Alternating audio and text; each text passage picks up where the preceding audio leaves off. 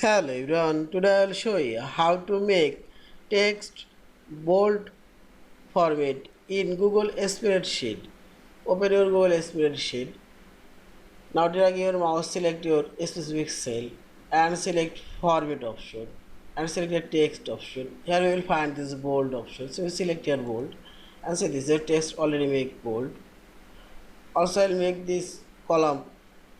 Click on this column serial number and select format option and text and I will find this bold option and see this.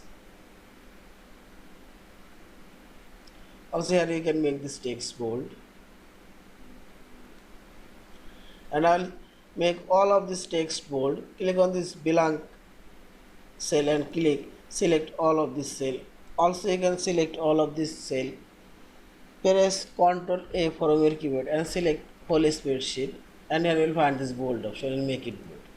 And see this, all of these text are now make bold format. Yeah, this is. Thank you for watching. Please subscribe, like, share and comments.